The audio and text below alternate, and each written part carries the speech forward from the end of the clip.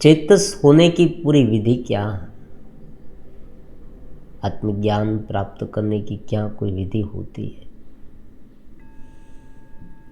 एक ही सवाल बार बार पूछे जाते हैं। देखो, आत्मज्ञान क्या है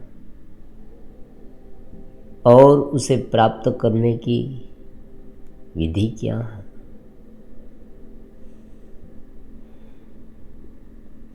अंतिम ध्येय है ये हो सकता है,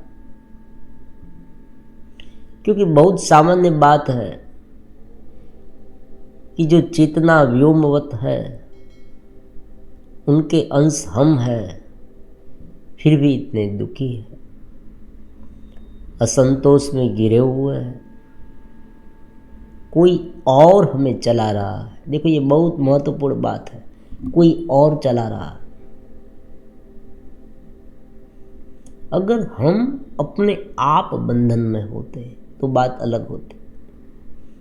अपने आप बंधन में होना मतलब हम बंधन में हैं लेकिन छूट जाए। हमने अपने आप बंधन को स्वीकारा है। हमें पता है कि बंधन को कैसे दूर करें, बंधन से कैसे मुक्त हो पाए, वो हमें पता है। और हमें ये भी पता है कि ये बंधन है, तो ये थोड़ा ठीक होता है। हाँ, उसमें बंधन तो रहता है, लेकिन कम से कम व्यक्ति को पता तो चलता है ना कि मैं बंधन में हूं। लेकिन अगर ये पता ही नहीं है और कोई और हमें ऑपरेट कर रहा है, कोई और हमें चला रहा है, कोई अपनी मान्यताओं से हमें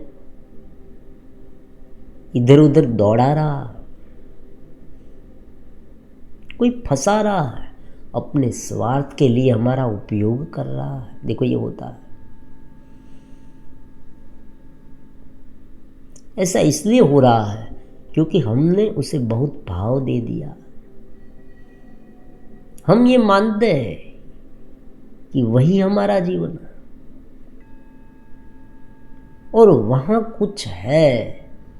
ऐसी जो मान्यता है ना, वो हमें बार बार उकसाती रहती है और उनके मुताबिक प्रेरित करती रहती है कि देखा देखी देखी। कोई एक व्यक्ति ने कोई चीज ली है, कोई व्यक्ति वो भुगत रहा है, तो हमें भी ये लगता है कि यही है सब कुछ। चीजें होती है महत्वपूर्ण, ऐसी बात नहीं कि चीजों का कोई महत्व नहीं है। चीजों सहूलियत के लिए है, फैसिलिटी के लिए होती है, लेकिन उनका मतलब ये नहीं कि चीजें ही जीवन है। जो भौतिक वस्तुएं है ना, वो हमें सहूलियत देती है, लेकिन जो भीतर का आनंद है वो हमें चेतना देती है, प्रेम देता है, सद्भाव देता है, सेवा देती है। देखो, ये होता है। ये जो गुण है ना, ये जैसे जैसे विकसित करते जाएंगे, अपने मन को खाली करते जाएंगे। अवगुणों से खाली करना। देखो, सहजता में कोई दोष नहीं है। सहज रूप से व्यक्ति चल रहा है, निमित्त मात्र होकर कर्म कर रहा है, व्योमवत परमात्मा को जानकर कर्म कर रहा है, अपने आत्मा में रहकर कर्म कर रहा है। कोई प्रॉब्लम नहीं होता, क्योंकि ये बांधने वाले नहीं होते। जहाँ पर ज़्यादा संस्कार इकट्ठे होते हैं ना, वहाँ प्रॉब्लम होता है। ज़्यादा संस्कार मतलब कि प्रबल मात्रा में संस्कार, ज़्यादा आसक्ति, ज़्यादा काम वासना, ज़्यादा भोग की लालसा है। बहुत ले लो, बहुत ले लो, इकट्ठा, बहुत इकट्ठा कर लो। ये सब जो है वो व्यक्ति को भीतर से मार देता। तो आत्मज्ञान प्राप्त करने के लिए सरल से सरल कोई मार्ग अगर है तो क्या है? सरल से सरल मार्ग है, पहले मन को खाली करें। ये जो क्या चल रहा है भीतर, ये समझे। ज्ञान, ज्ञान से जाना, ज्ञान से जाना, शाब्दिक ज्ञान से जाना कि मेरे भीतर है ये और मैं ही उनका अंश हूँ। मुझे जो अनुभव हो रहा है ना, मेरे अपने आप का, वो उनके कारण है। मुझे ये अनुभव क्यों हो रहा है? मैं बेचैन हूँ, लेकिन बेचैनी को किसने जाना? मैंने जाना। मैं नींद में हूँ, नींद को किसने जाना? मैंने जाना। मैं हताश हूँ, मैं निराश हूँ, मैं आनंदित हूँ, प्रफुल्लित हूँ, मैं गुस्से वाला हूँ, मैं कामी हूँ, लोभी हूँ, कपटी हूँ, जो कुछ भी मैं हूँ, तो इस जानने वाला जो है वो तो मैं हूँ, शुद्ध चैतन्य है। लेकिन प्रॉब्लम्स एक ही है कि जो मन है ना, वो सहज भाव में नहीं रहता, चित्त भाव में नहीं रहता, दिव्य चित्त निर्माण नहीं हुआ है भीतर। ये जो बाह्य चमक दमक है ना, जो देखा देखी है ना, जो एक प्रकार की ऐसी उलझन खड़ी कर देती है भीतर, और उसमें ही व्यक्ति का पूरा जीवन चला जाता है। मनुष्य का शरीर क्या है आप देखें। शरीर तो पंच महाभूत तत्वों का है, ये हम सब जानते हैं, और ये शरीर चला जाने वाला है, ये परमानेंट नहीं रहता, ये सब कोई जानता है, सब कोई ये जानता है, क्योंकि सब देखते हैं। देखो बाहर आप देखें, तुम बाहर देखोगे तो पता चलेगा कितने सारे लोग मर रहे हैं, जन्म भी हो रहा है, मृत्यु भी हो रही है, कोई जवान हो रहा है, कोई बूढ़ा हो रहा है, कोई बूढ़ा जा रहा है। देखो बहुत सारे लोगों की अंतिम यात्रा में हम गए, वो चला गया, वो मर गया, ये ऐसे बहुत सारे शब्द हमने सुने हैं। हम बैठे हैं, किसी का कॉल आ जाए कि तुम्हारा जो रिलेटिव्स था ना वो चला गया, हम कहेंगे वो बूढ़ा था। अरे कभी कभी तो युवा व्यक्ति चले जाते हैं, एक्सीडेंट हो जाता है, व्यक्ति गिर जाता है, कोई रोग आ जाता है, हार्ट अटैक आ जाता है, ये सब होता है इस जगत में। यहाँ कुछ भी निश्चित नहीं है। ऐसी बात नहीं कि कोई व्यक्ति का जन्म हुआ तो वो 100 साल तक जिएगा, ये कोई कह नहीं सकता।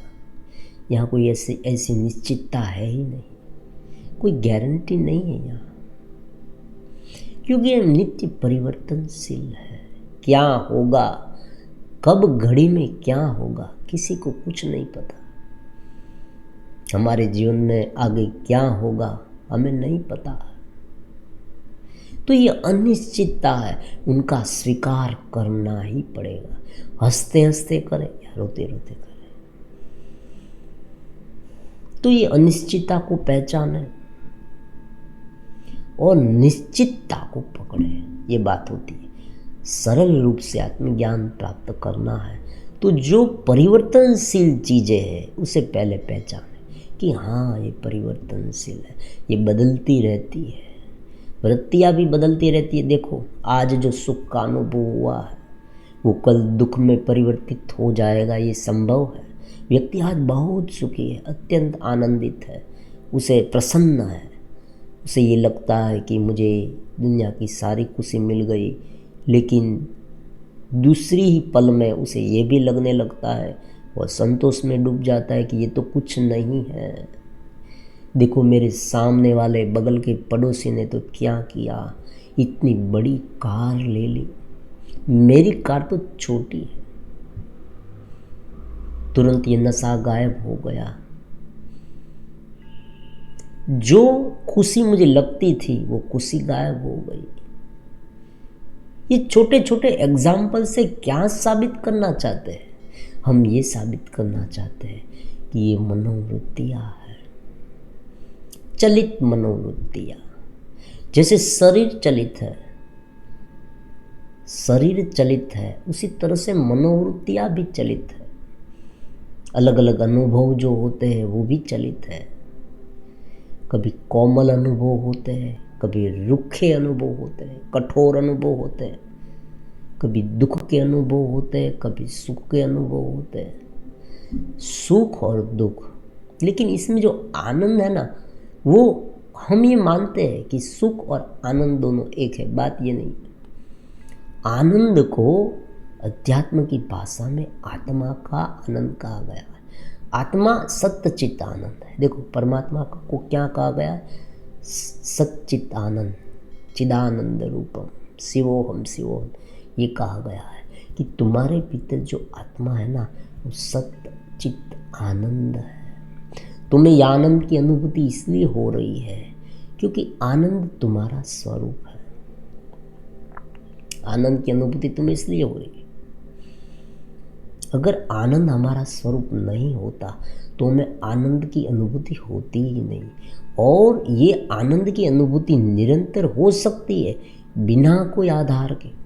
ये भी हो सकता है बिना कोई आधार के। एक बार हो, एक बार क्षणिक हो, फिर धीरे धीरे धीरे ये निरंतर रहने लगती। व्यक्ति परिवर्तनशीलता को पहचान जाता है, लेकिन उनका मतलब ये नहीं है देखो कि कोई घटना घटे तो व्यक्ति निष्ठुर भाव से देखता रहे, उनमें भाव प्रकट ही ना हो। भाव प्रकट होते हैं, लेकिन भाव प्रकट होते समय वो चेतना से अभिरंजित होना चाहिए, अपना आपा खो न बैठना चाहिए। ये बात होती है।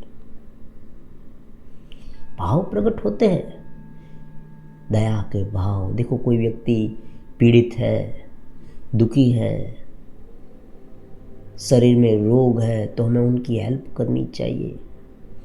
हमारा जो कोई स्वजन है, उनके पास पैसे कम हैं और हमारे पास मान लीजिए बहुत सारा धन है, तो हमें उनकी हेल्प करनी चाहिए। रास्ते में हम जा रहे हैं, कोई व्यक्ति दुखी है तो उनकी भी हेल्प करनी। ये सब होता है। निष्ठुरता यहाँ नहीं होती, प्रेम से अभिरंजित हो जाना। इसलिए परमात्मा को पकड़े रखना है। देखो, यहाँ थोड़ी थोड़ी एक ऐसी थोड़ी छोटी छोटी बातें होती है ना, सूक्ष्मतम, वो सिद्धांत को पकड़ेंगे ना तो ही पता चलेगा। पहले गहराई में उतरना है, सिद्धांत को पकड़ना है, समझना है, फिर धीरे धीरे चेतस होते जाना है। ये आत्मज्ञान प्राप्त करने की चाबियाँ है। गहरा ध्यान तब ही होगा जब समझ से करेंगे। तो परमात्मा को इसलिए पकड़ना है, व्योमवत चेतना को इसलिए पकड़ना है क्योंकि व्यक्ति अहंकारी ना हो जाए। कभी कभी आत्मज्ञान में अहंकार आता है। मान लीजिए कोई व्यक्ति ये कहे कि मैं तो ब्रह्म हूँ, मैं ही सब कुछ हूँ, मैं हूँ, तब उनका जो मैं अगर अहम भाव से गिर गया, वो अपने आप को शरीर से मैं मानने लगा, तो वह व्यक्ति क्या मानेगा? दूसरे व्यक्ति को कहेगा, तुम हटो यहाँ से, मैं ही हूँ, मैं ही तुम्हारा भगवान हूँ, मुझे मानो, मेरी माला जपो, हाँ, मेरी तस्वीर तुम अपने गले में लटकाओ, मैं भगवान हूँ। तो उस मैं, ये जो मैं है ना उनका, वो शरीरस्थ मैं है, कायस्थ मैं उसे कहते हैं। कायस्थ मैं होता है, बौद्धिकता का मैं होता है, बुद्धिमान हूँ, मेरे पास बहुत सारे शास्त्रों का ज्ञान है। मेरे पास क्या है? बहुत सारे शास्त्रों का ज्ञान। और तुम कौन हो? तुम तुच्छ हो, तुम्हें कुछ पता नहीं है, मैं ही हूँ, तुम मुझे मानने लगो। देखो, ये इस प्रकार की जो पागलपन वाली बातें होती है ना, वो अहंकार कहलाता है, वो शुद्ध चेतना का मैं नहीं है। दोनों में डिफरेंस करना चाहिए। इसलिए कहते हैं कि जब तक मन खाली ना हो जाए, मतलब खाली मतलब ये जो राग, द्वेष, काम, क्रोध, कूड़, कपट, ये सब है ना, उनके साथ सम्मिलित ना होना, उसे किसी भी तरह से निस्त नाबूद कर देना, ये जब तक ना हो तब तक व्यक्ति ये नहीं कह सकता कि मैं ही ब्रह्म, मैं भगवान, मैं मतलब जो उनका अंश मैं, उनका अंश मैं हूँ, ये बात है, लेकिन शुद्ध चेतना के रूप में है, अपने शरीर के रूप में, अपने विचारों के रूप में, बौद्धिकता के रूप में नहीं है, अपने अस्तित्व के रूप में नहीं है। कोई व्यक्ति धनी है, धन का उसे अहंकार है, अब वो उसे ये कहा गया कि तुम ये मानो कि मैं ही सब कुछ हूँ, तो वो कहेगा कि भाई मैं ही सब कुछ हूँ, ये तो मैं पहले से ही मानता था ना। देखो मेरे पास कितना धन है, धन से मैं क्या कुछ नहीं कर पाता, बहुत कुछ खरीद सकता हूँ। गरीब व्यक्ति को धन देकर मैं मनचाहा काम करा सकता हूँ, कोई लड़की को खरीद सकता हूँ, ये भी कहेगा।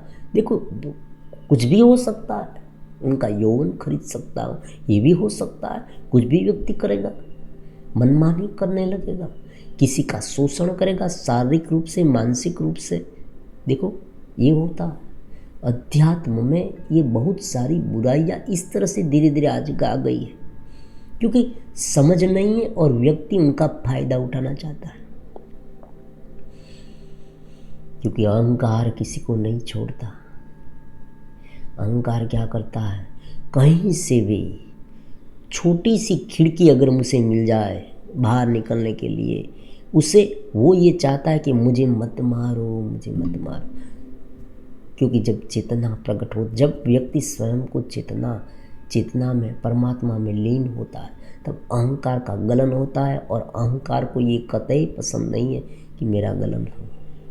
वो शरीरस्थ रहना चाहता है, वो मन के एक कोने में रहना चाहता है, वो बौद्धिकता की एक दायरे में रहना चाहता है। एक सीमा होती है उनकी, उसमें वो फंसा रहना चाहता है। और जब वो टूटता है ना, वो बिखरता है ना, तब उसे बहुत दुख होता है। और कभी कभी आप देखना, कोई सेमिनार चल रहा है और वहाँ कोई ऐसी बात उसने सुन ली तो उसे गहरी चोट पहुँचती है उनके अहंकार को। हो सकता है वो गालियाँ देने लगे, ये भी हो सकता है। कोई सच्ची बात उसे चोट लग गई तो ये हो सकता है। कुल मिला के एक ही बात है, मैं शुद्ध चेतना हूँ, मैं परमात्मा का अंश हूँ। ये बात हम तब ही कह सकते हैं जब खाली होते हैं। इसलिए पहले खाली होना। मन में कूड़ा है, कपट है, देखो ये सब है ना, वो खाली करते जाए। जल के भस्मीभूत हो रहा है, सब कुछ छोड़ते जाए। ध्यान की जो परिभाषा है, जब ध्यान शुरू होता है ना, सब तब पहले क्या करना है, मन को एकदम शांत करना। मन के सारे जो विचार है ना, वो भस्मीभूत हो रहे, शांत हो रहे। सारी बुराइयाँ चली जा रही है मेरे भीतर से, हवा में उड़ रही है, कहीं और चली जा रही है। मेरे भीतर धीरे धीरे सफाई का काम हो रहा है। क्लीनता है, निर्मलता है, धीरे धीरे हो रही है। सहजता में कोई दोष नहीं है। सहजता मतलब क्या, देखो कोई चीज़ ऐसी होती है ना जो मौज मजे के लिए होती है, कोई चीज़ ऐसी होती है ना जो आवश्यक होती है। ये जो चीज़ों का जो बाइफर्गेशन है, वो व्यक्ति स्वयं कर सकता है, इसमें कोई नवीनता नहीं है। व्यक्ति का ध्येय क्या है वो महत्वपूर्ण, कौन सा ध्येय है उसमें, उनके आधारित सब कुछ तय हो जाता है। अगर वो चेतना में रहना चाहता है, अगर वो आत्मा को मानता है, गुरु प्रदेश को मानता है, परमात्मा को मानता है, तो सभी प्रकार की जो उनकी क्रियाकलाप है ना, वो उनकी ओर जाएगी।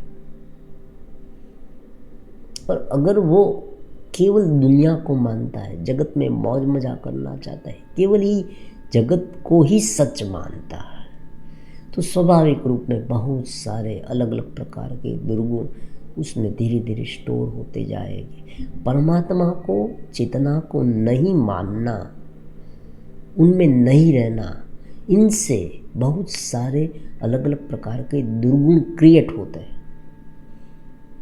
ये लंबे समय के बाद व्यक्ति को पता चलता है।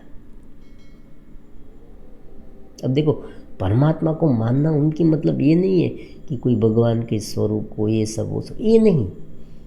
बात ये होती है कि इस जगत की जो अलग अलग प्रकार की आसक्तियाँ है, केवल उन्हें पकड़ने से क्या होता है, केवल उनको पकड़ने से व्यक्ति धीरे धीरे धीरे धीरे अलग अलग प्रकार के मार्गों पर चला जाता है, क्योंकि अनिश्चित है।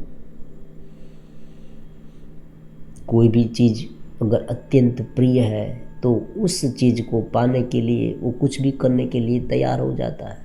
वो पाप कर्म भी करेगा। देखो, क्योंकि भीतर की चेतना को उसने नहीं माना है। वो ये नहीं मानता कि शाश्वत चीज जो है वो मेरी आत्मा है। और बाहर जो है ना, जो बाहर चल रहा है वो नित्य परिवर्तनशील है। मुझे निमित्त मात्र होकर कर्म करना है। जब तक वो अपने आप को परमात्मा का एक अंश, मतलब जो कुछ वो कर रहा है ना, वो एक रोल है, ये मानकर नहीं करता ना, तब तक उसमें अहंकार जमा होगा। और यही अहंकार धीरे धीरे अलग अलग प्रकार के कसाय है, अलग अलग प्रकार के जो राग है, द्वेष, ये सब उनमें इकट्ठा हो गए। और ये सब आत्मज्ञान प्राप्त करने में बहुत आड़े आते हैं। आत्मज्ञान, भीतरीय चेतना का अनुभव भले क्षणिक मात्रा में हो, वो भी दुर्लभ है। मनुष्य जन्म में ये इतना दुर्लभ ज्ञान प्राप्त करना बहुत महत्वपूर्ण है। और अगर ये क्षणिक आत्मज्ञान भी प्राप्त हुआ, अगर ये क्षणिक अनुभूति भी हुई, तो व्यक्ति धीरे धीरे उसमें आगे चलता ही जाता है और उनके जीवन में दीप्त प्रागट्य होता है, उनका जीवन दिव्य हो जाता है। ये सब कहने की बात नहीं है, ये अनुभव से है। बहुत सारे लोगों के जीवन में परिवर्तन आया है। देखो, यहाँ पर दो महत्वपूर्ण मार्ग हो जाते हैं। एक मार्ग ऐसा है कि जिसमें पूर्ण रूप से आत्मज्ञान में रहना, ये बहुत ऊंचे लोगों का काम है। ऊंचे दर्जे के साधक है ना, जो सिद्ध पुरुष है, उनका काम है। वो केवल आत्मरता रहना चाहते हैं। ये जगत को क्षण मात्र के लिए भी वो एक्सेप्ट नहीं करते, उन्हें स्वीकार्य नहीं है। लेकिन जो सामान्य व्यक्ति है, जिसने शुरुआत, देखो यहाँ सामान्य असामान्य ये दो कैटेगरी में कैसे बांटे। अब देखो, जो लंबे समय से इस जगत में रहते हैं, उसे कोई पता नहीं है, वो धीरे धीरे संसर्ग से, मान लीजिए कोई एक साधक है, उसने बात की कि भी इस तरह से आत्मज्ञान होता है, उस तरह से होता है, तो धीरे धीरे उनमें इंटरेस्ट जगा। कहीं पर बुक्स पढ़ी और इंटरेस्ट जगा, और कहीं पर कथा चल रही है, वहाँ वो गया, उसने सब कुछ सुना और उसे ये लगा कि ना, ये तो सच है, ये आत्मा, भीतर चेतना, परमात्मा का अंश, ये सब जो है ना, वो धीरे धीरे विकसित करना चाहिए। मैं आज कहाँ हूँ, मैं संतोष में, निराशा में, डिप्रेशन में, मनोवृत्तियों में गिरा हुआ हूँ, तो वहाँ से मुझे ऊपर उठना, ये सब जो अलग अलग की बातें हैं, वो धीरे धीरे उसे उनमें विश्वास आने लगा, श्रद्धा उत्पन्न होने लगी। तो ये बहुत शुरुआती समय का साधक है। उनका मतलब ये नहीं हुआ कि वो पूर्ण रूप से इस चेतना में, परमात्मा में ही एक रूप हो गया है। उसे अभी तो एक बीज बोया है उसने, बीज में से वटवृक्ष नहीं बना। उसने एक बीज बोया कि हाँ, ये हो सकता है, ये बात में कुछ दम है। मेरा जीवन जो आज चल रहा है ना, वो उनसे बहुत कुछ अलग है, तो मुझे मेरा जीवन इस तरह से बनाना चाहिए। तो ये जो होते हैं ना, वो धीरे धीरे शिविरों में, साधना में, कहीं पर प्रवचन चल रहा है, उसमें हिस्सा लेते हैं। शुरुआती साधना, इनिशियल स्टेज में तो ऐसे लोग होते हैं। धीरे धीरे उनकी जैसे जैसे वो साधना करते जाते हैं, अपने आप को पहचानते जाते हैं, गहरे ध्यान में उतरते जाते हैं। और उसमें भी बहुत सारे अलग अलग प्रकार के साधक होते हैं। कोई साधक अत्यंत तत्पर होते हैं, ये भी हो सकता है। उनकी संकल्प शक्ति दृढ़ होती है, दृढ़ निर्धार होता है, जज्बा होता है, मुझे किसी भी तरह से ये जो मनोवृत्तियाँ है ना, उसे तुरंत हटाना, मनोवृत्तियों को हटाना है, मुझे पुराने संस्कार को गलाना है जो मुझे बार बार परेशान कर रहा है। तो उनके पीछे पड़ जाता है। गुरु कृपा से, भगवत कृपा से उन्हें वो तुरंत मिल सकता है। ये भी हो सकता है कुछ देखो, या क्या किस तरह से किस व्यक्ति को किस प्रकार से आत्मज्ञान प्राप्त हो जाए, किस तरह से उनकी प्रगति हो जाए वो कोई नहीं कह सकता। उनकी कृपा हो सकती है। कोई व्यक्ति रांक मतलब कि रंक में से बड़ा श्रीमंत बन सकता है, यहाँ पर ये भी हो सकता है। जो शुरुआत की थी उसने, उसमें उसे ज्ञान प्राप्त ऐसा हो जाता है कि धीरे धीरे उनकी प्रगति इतनी तीव्र हो जाती है कि वो ऊपर तक पहुंच जाए। और कोई ऐसे होते हैं कि लंबे समय तक प्रयास करते रहे लेकिन कुछ नहीं होता, क्योंकि वो बार बार फिसल जाते हैं मनोवृत्तियों में। मनोवृत्ति उसे हरा देती है। कुछ भी हो सकता है। गुरु कृपा हो जाती है उन पर। समर्पित भाव उनका इतना प्रबल है। कोई इतने भावुक होते हैं, देखो भक्ति भाव में इतने प्रेम से आसक्त होते हैं परमात्मा की भक्ति में, और जो बाह्य जगत है ना वो उनके लिए धीरे धीरे न्यूनतम होता जाता है। ये सब कुछ होता है उनके कर्माशय पर आधारित होता है। उनके कर्म कैसे हैं उन पर सब कुछ डिपेंड करता है।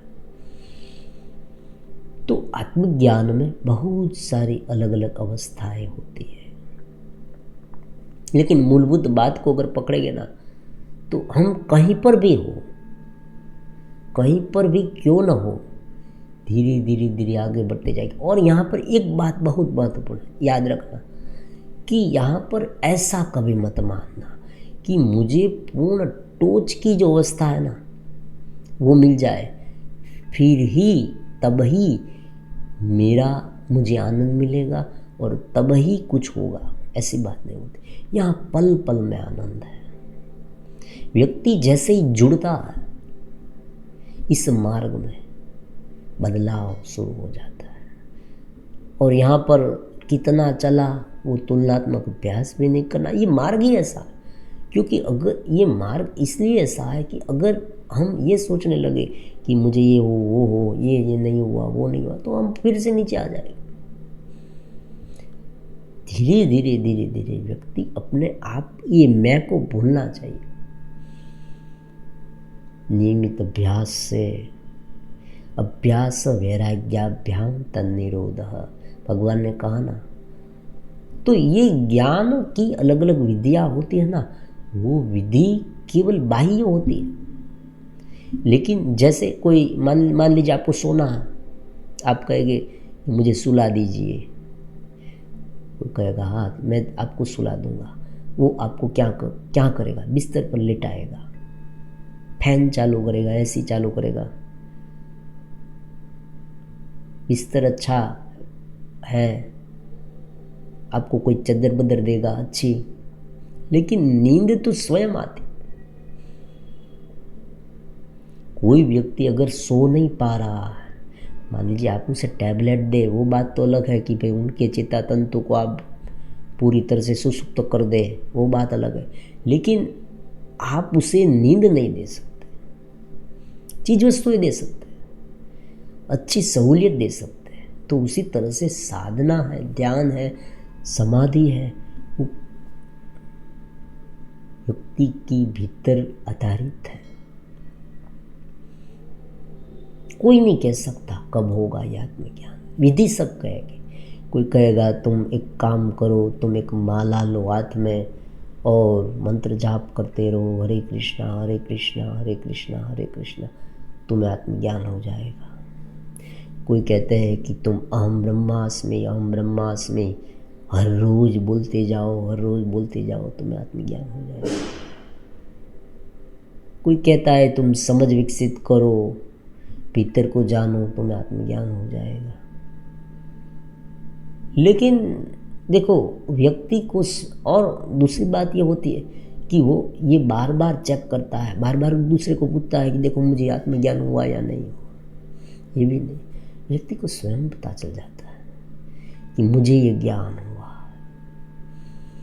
क्योंकि मूलभूत बात क्या होती है कि जैसे सुबह होती है ना, तब उस सुबह को जानने के लिए हमें कुछ करना नहीं पड़ता। हमें ये कहना, ये किसी को पूछना नहीं पड़ता सुबह हो गई, सुबह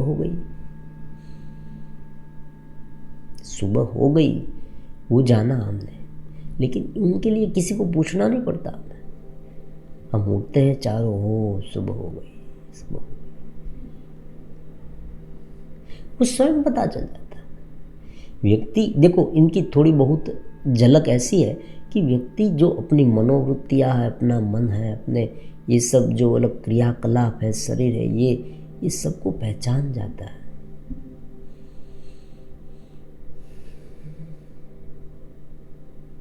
और गहरे ध्यान में अलग अलग प्रकार की सिद्धियों का वर्णन भी है, लेकिन उनके बारे में इसलिए बात नहीं करते क्योंकि लुभावनी बात है। और उसमें क्या होता है कि व्यक्ति ज़्यादा फंसता है।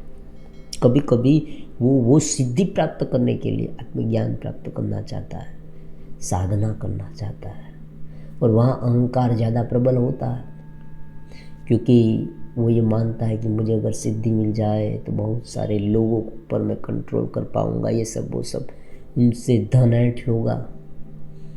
शारीरिक रूप में, मानसिक रूप से किसी का शोषण करने की इच्छा होती है, किसी के ऊपर प्रभुत्व करने की इच्छा होती है। ये सब जो है ना, वो अहंकार के ही अलग अलग स्वरूप है। अहंकार क्या करता है, अगर जगत से उन्हें तृप्ति ना मिले तो ये सोचता है कि इसमें मुझे तृप्ति नहीं मिली, कुछ बात नहीं, मैं अध्यात्म का रास्ता अपना कर मैं बलवान होऊंगा और इस विषय को ज़्यादा भुगतूंगा। देखो ये बात कैसी विचित्र हो गई। जहाँ पर अध्यात्म में इन सारी बातों को नकारा गया है, उस नकारी हुई बातों को ज़्यादा भुगतने के लिए, ज़्यादा प्राप्त करने के लिए अध्यात्म का सहारा लेना, कितनी नवीन बात हो गई। ये तो उल्टा हो गया, क्योंकि अध्यात्म की राह पर जो निकला है ना, जो अध्यात्म की राह पर निकला है, उसे एक बात तो जान लेनी है, चाहे वो कैसे भी जिए, लेकिन ये जगत जो है ना, उसे परिवर्तनशील ही मानना पड़ेगा, उनके बिना चलने वाला नहीं है। क्योंकि आध्यात्म की नींव ये है, अध्यात्म का पहला जो लेसन है ना, वो यही है कि तुम इस जगत को पहले क्या मानो, परिवर्तनशील मानो। ये जगत पूरी तरह से मिथ्या है, ये बात है, लेकिन मान लीजिए कि ये बात तुम नहीं मान सकते, ये हो सकता है। लोग ये नहीं, बहुत सारे लोग ये कह रहे हैं जगत पूरी तरह से मिथ्या नहीं है, क्योंकि ये जगत से परमात्मा मिलते हैं, जगत के माध्यम से मिलते हैं, जगत के माध्यम से परमात्मा मिलते हैं, क्योंकि जगत से जगत का कांट निकलता है। मन जो है ना, मन एवं मनुष्याणाम कारण बंध मोक्षय। दूसरी बात, मन से मन का उद्धार हो सकता है, आत्मा से आत्मा का उद्धार हो सकता है। जो प्रकृति हमें उलझाती है, वो प्रकृति हमें परमात्मा तक लाती भी है। इसलिए मन को, ये प्रकृति को पूरी तरह से झुठलाने की, उनको दूषित करने की आवश्यकता नहीं है। हम ये नहीं कह सकते कि प्रकृति है, क्योंकि प्रकृति भी परमात्मा का ही स्वरूप है। हम उलझ गए, ये हमारा दोष है, ये बात होती है। सब कुछ आनंदित है, जो शरीर में दिया गया है, जो विषय दिए गए, सभी विषय आनंदित है, लेकिन हमें उसमें उलझना नहीं है, बस ये बात होती है। और शास्त्र में सारे विषयों को, काम भोग आदि को इसलिए वर्जित किया गया है कि व्यक्ति वहाँ ज़्यादा उलझ जाता है और व्यक्ति वहाँ संतुलित तरीके से नहीं कर सकता। ये बात बहुत महत्वपूर्ण है। देखो ये इतनी महत्वपूर्ण बात है ना कि इसे समझ लेनी चाहिए। हर एक चीज़ों का कोई ना कोई उपयोग होता है, हर एक वृत्तियों का उपयोग होता है, लेकिन उसे कैसा मानना, नित्य परिवर्तनशील, और वो हमें सुख देने वाला है, ऐसी बात नहीं होती। केवल निमित्त मात्र होकर काम करना है, यही बात होती है। हमें पितृ चेतना में रहना है और निमित्त मात्र होकर काम करना है, ये बात मान कर ये करना है।